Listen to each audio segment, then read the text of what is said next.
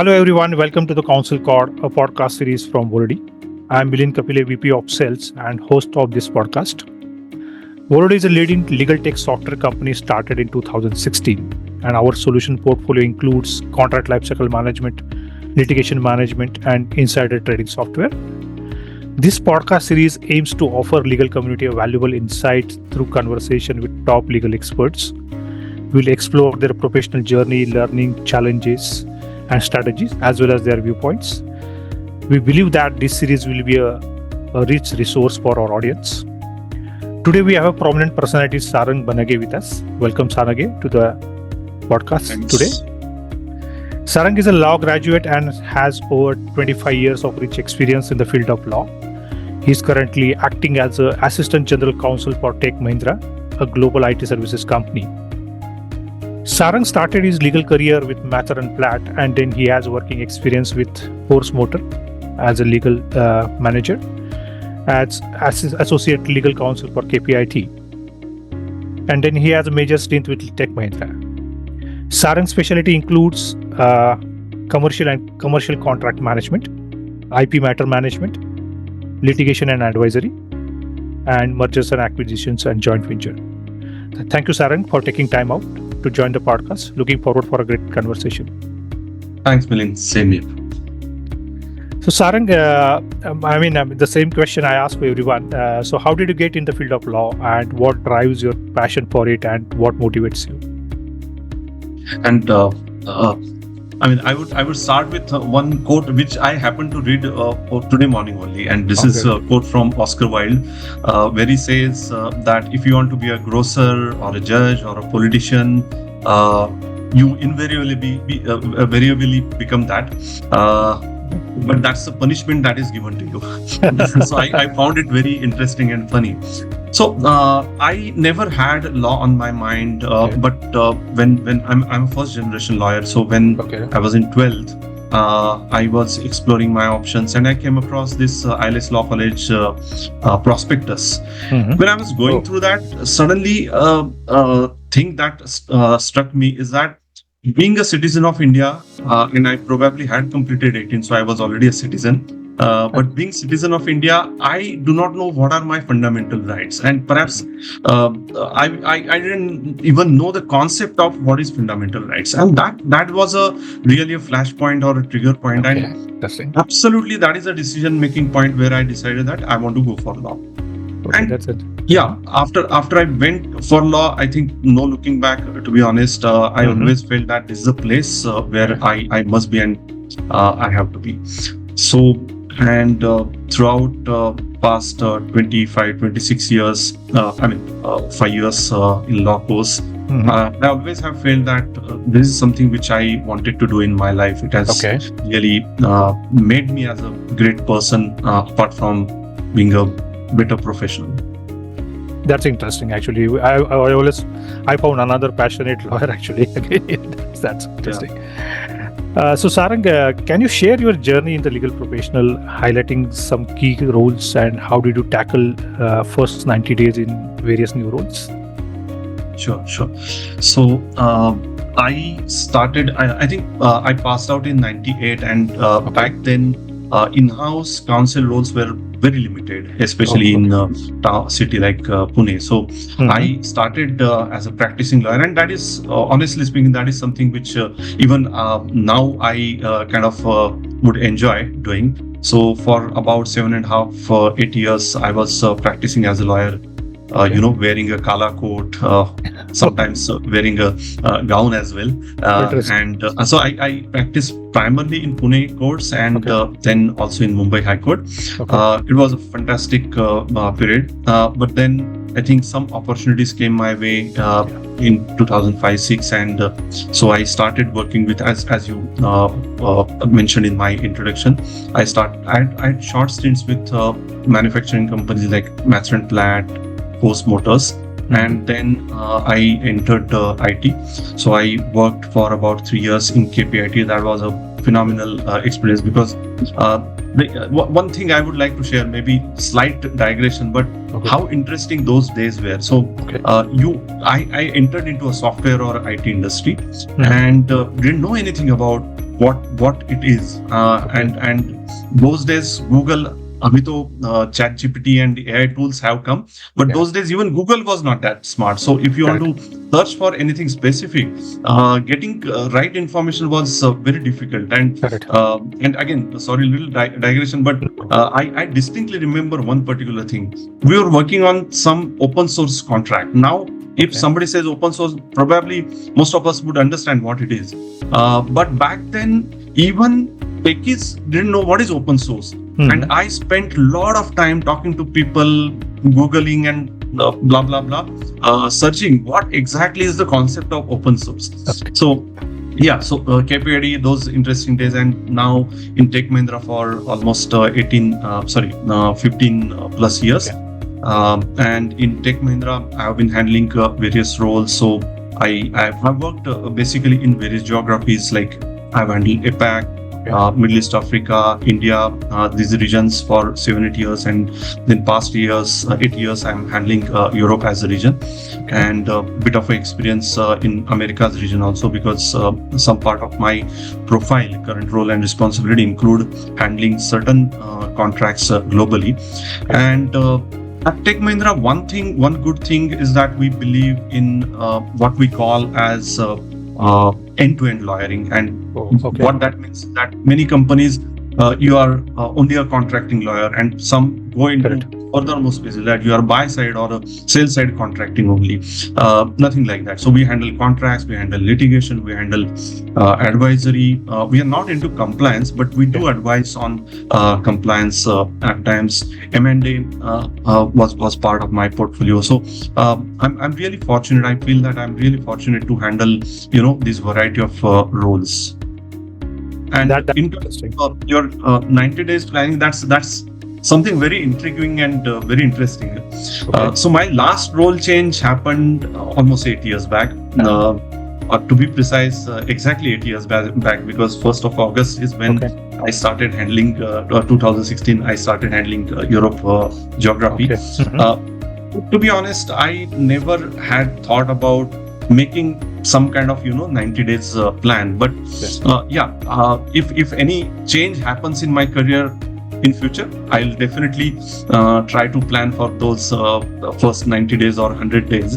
And but I what perhaps unconsciously I would have done is some basic things like understanding role and responsibility, understanding people, resources, etc.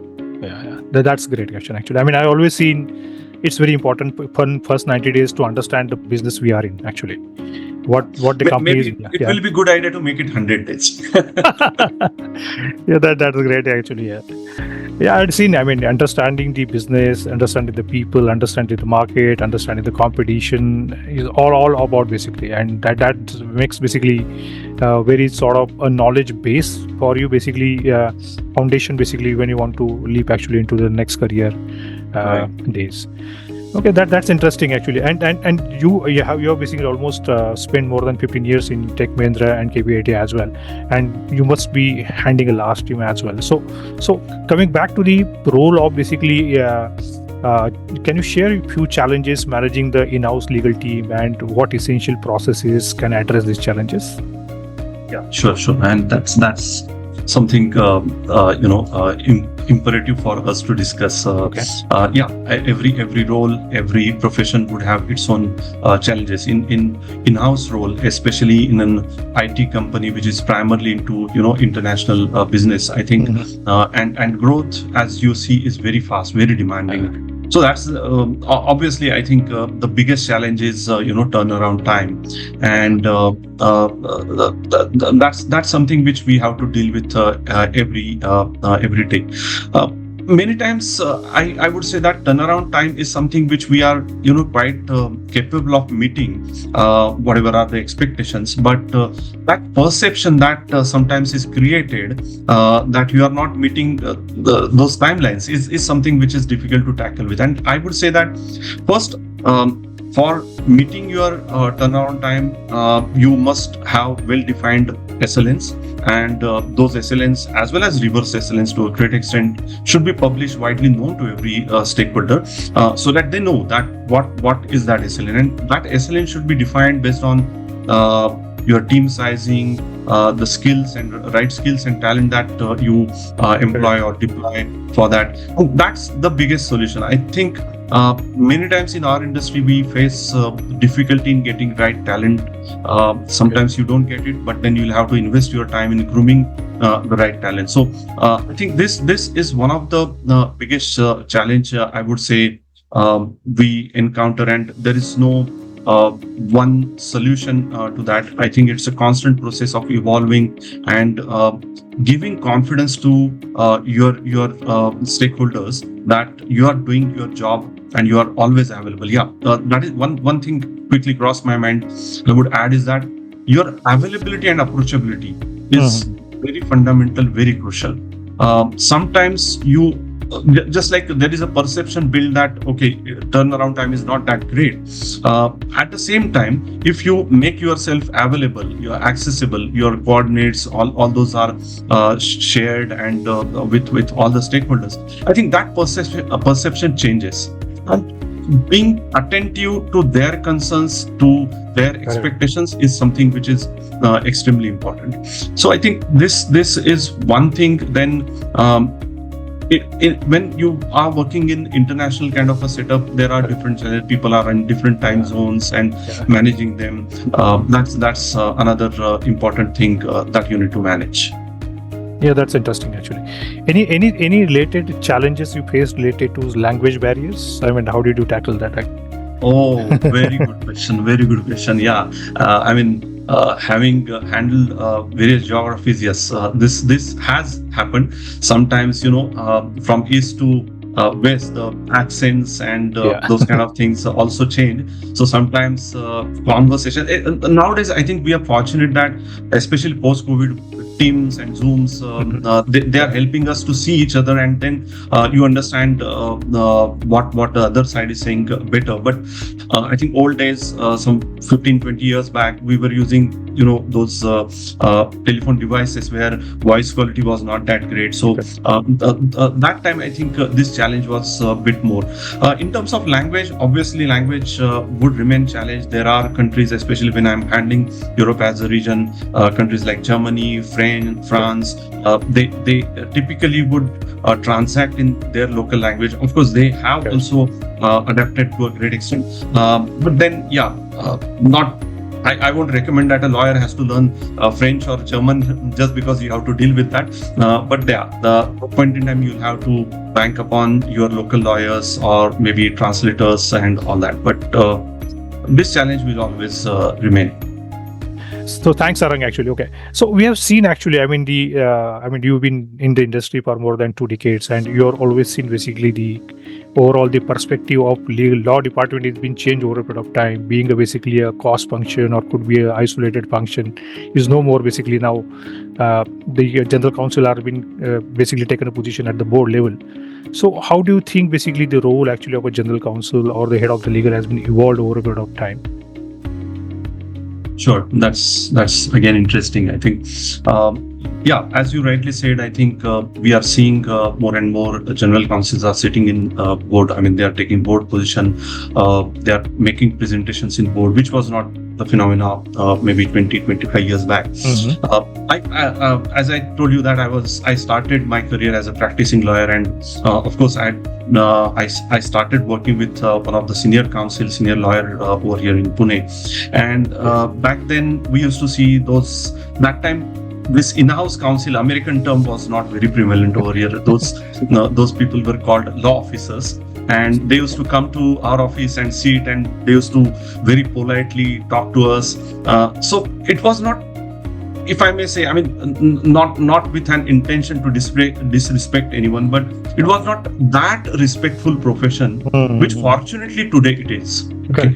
So it was seen more like, you have a litigation, you go to lawyer's office, lawyer demands something, documents, facts, etc., and you go and just provide that to the lawyer. Correct. in today's time, since I mentioned about litigation, even if we are, we as in-house counsel still are not, appearing in courts, and we are not permitted or will not be permitted to appear in court and present our cases. But the value which we are adding today is definitely different than what it used to be 25 years back or 20 years back. Over here, I feel that the role of in-house counsel has emerged as a bridge between internal stakeholders and external counsels, where we not only have to bring together facts and evidences, but we also have to contribute or are contributing in defining strategies of your litigation or any particular matter. When you are handling contracts, which is kind of bread and butter, especially for in-house lawyer like me, I think what you are doing is contributing to your business. So your business would not succeed unless until you are closing those contracts. So it's really gaining quite a lot of importance in today's time. Yeah, that's that's interesting. So that's basically we've seen one of the primary reason. So anything you want to mention about, because negotiating a contract is always a challenge, right? Because everybody has to agree that mutually agreeable terms and conditions. So any experience you want to share related to negotiation and managing the compliance you have dealt with? Sure. Just thought of saying first that while we say that this is mutually agreed, I really don't know how much how everything. Definitely, everything is not mutually agreed. Sometimes it depends upon your bargaining power, and then sometimes you will have to accept few other things. We can talk really a lot about negotiation, no two ways about it. But maybe instead of theoretically talking about it, just would share couple of experiences which I've had, which might help our audience to understand that what all negotiation can involve. So as many of us would have experienced that sometimes negotiations are very heated, and the other side is not understanding your position. So one thing I would say that don't get worked up, don't get excited during the conversation, even if the other side does. So one of my experience, we were negotiating one contract with one of the very large companies, a global company, and we were sitting in their office. And when we reached there, it was in Dubai, by the way. So when we reached there, the other side lawyer just gave me a whiteboard and said that keep aside all the papers and contract, etc. You write down 5 points that you want to negotiate over here. I'm going for one meeting with my CEO, and when I come back, I want you to write those 5 points. This is a kind of this kind of surprise also spring up during negotiations. You not only have to be prepared about your contract and strategy, but also about this kind of surprises. So I accepted that, and I said that I will write most important 5 points, but I want to discuss entire contract. I can't go back to my management, tell them that I only negotiated 5 contracts all the way traveling to Dubai. And it was not easy to convince, but I kind of sometimes you also have to put your foot down, whether you have bargaining power or not. And I simply set expectation that I want to discuss. Whether you agree, not agree, that's a different story. In the same process, it so happened that at one point in time, so this lawyer was a European lawyer and non-English lawyer. So he got frustrated with maybe some of my positions, and he said that this is absolutely unprofessional, and that is something which was very offending. So to be honest, sometimes you also have to show that assertiveness. I just took my laptop down and said that no, I think with this kind of a environment we cannot have negotiation. And there was a moment of silence, but the guy was really a gentleman. He also understood, and he just stood up, shook hand, and said that no, I didn't mean it. Maybe I used the wrong word. It was kind of a slip of tongue. So what I want to say over here is that you need not get excited about it or offended about it, but still you need to be assertive about your positions, and that really helps. We closed that contract after a couple of months of negotiation, but I would say that we gained almost 70 or 80% of ground that we wanted to cover. Yeah, that's interesting story, Sarang, and really help our audience. You need to be sometimes very, very assertive in terms of what basically your organization is looking forward through the contract. Otherwise, if you keep on accepting the other parties, then basically it's become doesn't basically a one-side contract, and then basically could be in trouble. So Sarang, we always seen that technology is playing a major role actually in law actually. Okay, for could be a litigation management, could be a compliance management, could be contract lifecycle management. Again, the software tools are available for each of these kind of different applications. But we have seen nowadays basically AI is basically is become a sort of hot topic in the legal fraternity. And maybe some people are saying AI is getting imposed on us. So what do you foresee the AI impacting the legal jobs in the next 5 years? And do you think basically is it a threat or is it an opportunity? Yeah, it's definitely an opportunity. I mean, Okay, I have Gemini, I have ChatGPT on my interesting. mobile phone, and I have started using it. I won't say that extensively using it, but yeah, started using it. And see, I think one is that it definitely is an opportunity. We have to be with time. Okay, we have to be abreast with the time, and whether jobs will lost or not, that is anyway something beyond your and my control. That's going to happen. My thinking. Only yesterday night I was discussing with my elder brother. He's a doctor, and so he's not very familiar with lots of these technology tools. Since I am being in IT, I understand them a little bit, and we were discussing that maybe in 16th century. When industrial revolution happened. At that time, I think many people would have thought or did think that okay, they are going to lose jobs because of machines. It didn't happen. Okay, different variety of jobs were created, or rather more jobs were created. Similarly, I think I remember in our 90s when I was studying law, etc. I think that time also when computers came and the software came, everyone was talking that if computer is doing this job, and some jobs are lost. We don't have clerks and stenos anymore there. Your CEO may have EA, but he or she doesn't have a steno for you.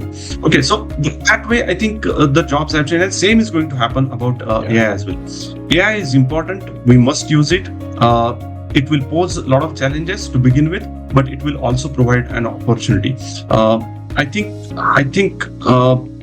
that's what I was discussing with my practicing lawyer friend a couple of weeks back, and he uses software for searching the case laws and references, etc.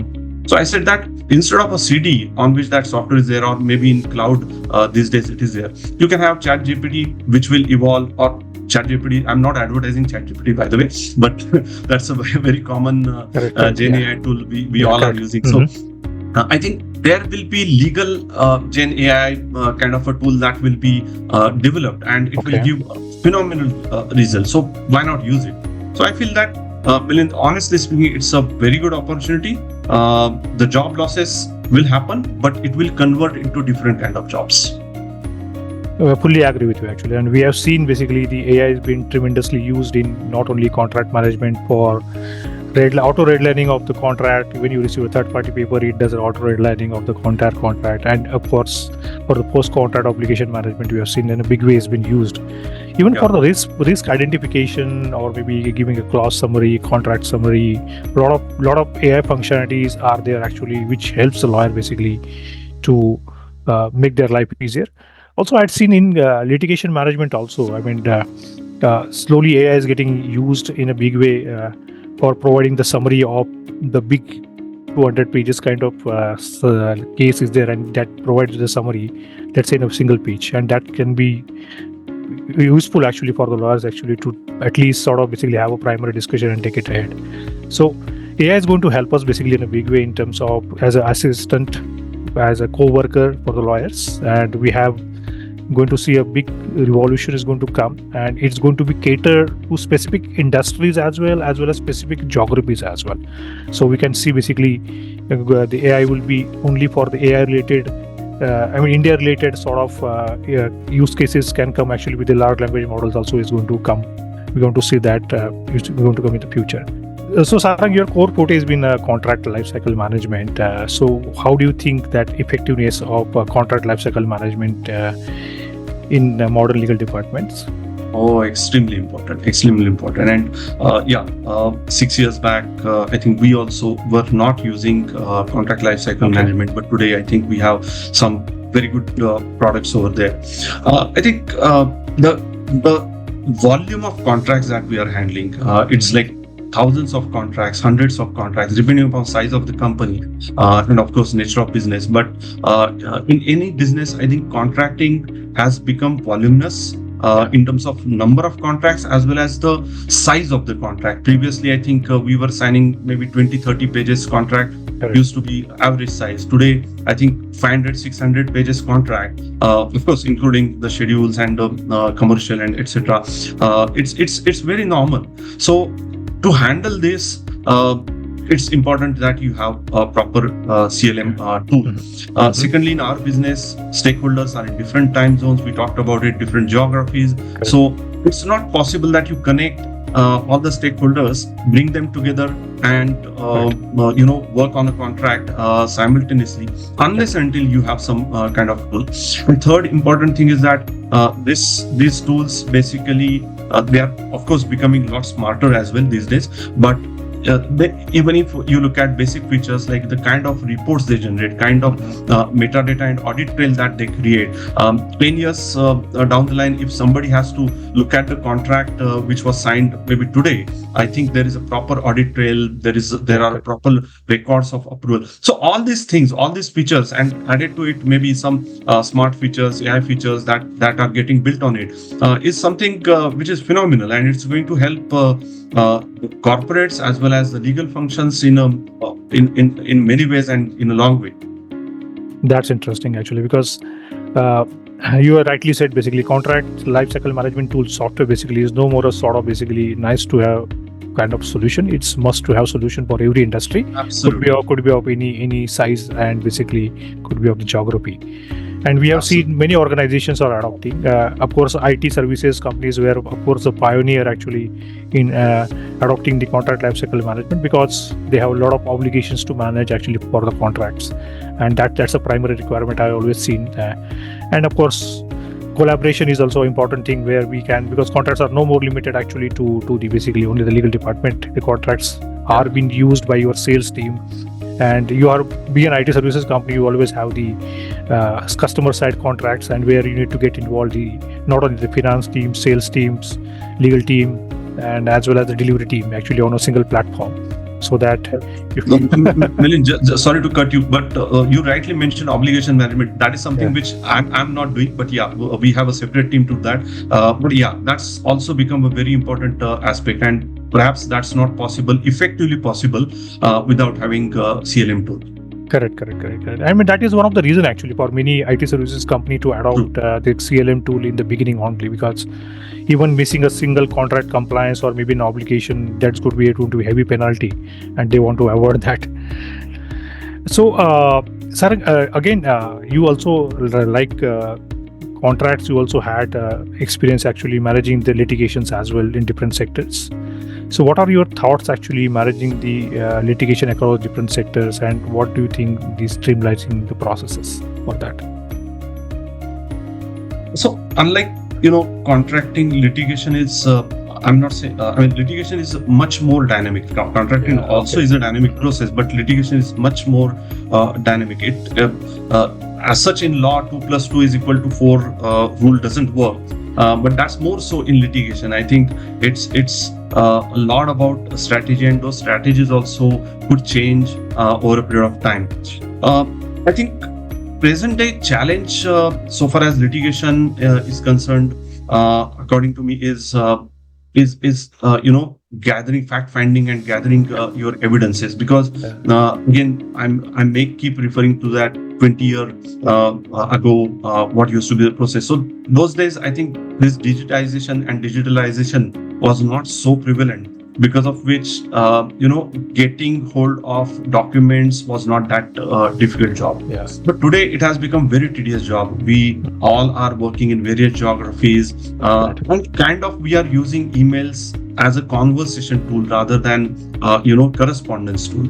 So that's where out of those conversation, out of those myriad of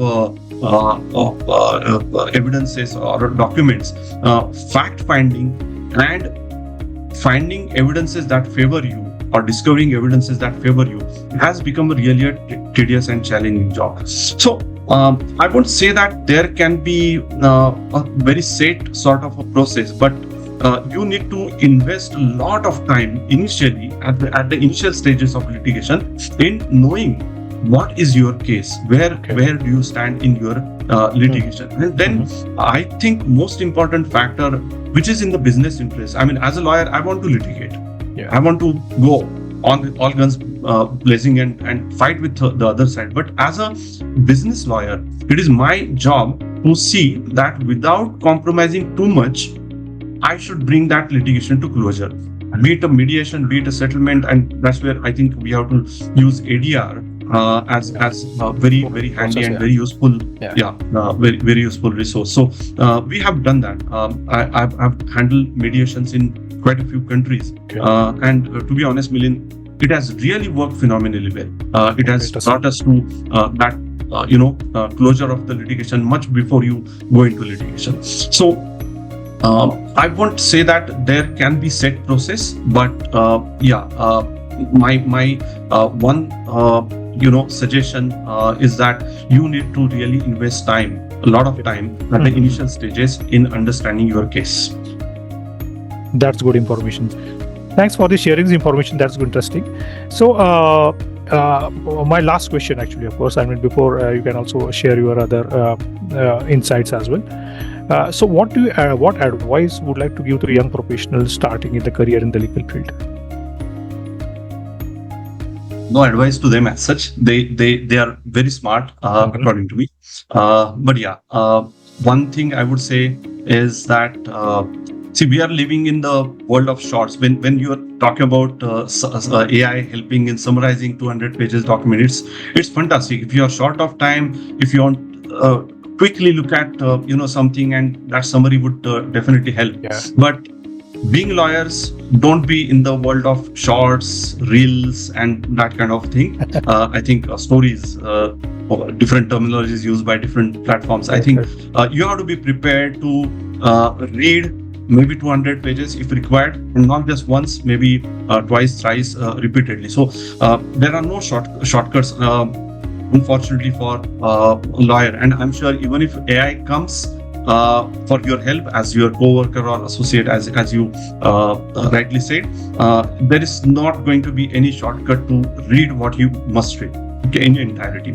So be prepared for that as a lawyer. Don't and since I mentioned about reels and all that, I think control your dopamine. That's what I would say. Don't get driven by all these various kind of gimmicky social media things that are happening. I'm not criticizing it, but I think they are posing different kind of challenges for us.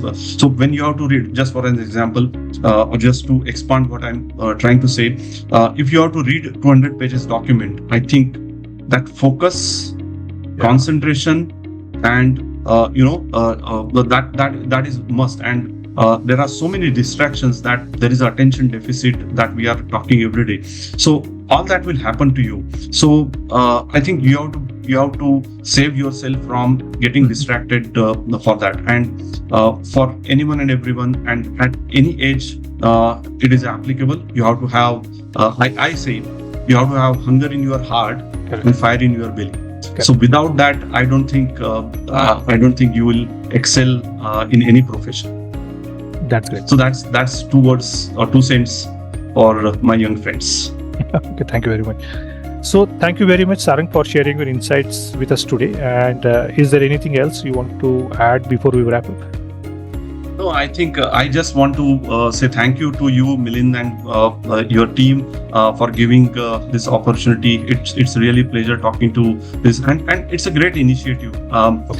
We keep seeing that there are TED Talks and lots of influencers that have come on various platforms, but not much content related to law and legal is available. So I think this is a great initiative. I wish all the best, and I'm going to follow this series whenever the new things will come up. So all the best to you and everyone at Volody. All right. Thank you very much, Sarang, for your valuable time today. Have a nice day. My pleasure. Bye-bye. Thank you.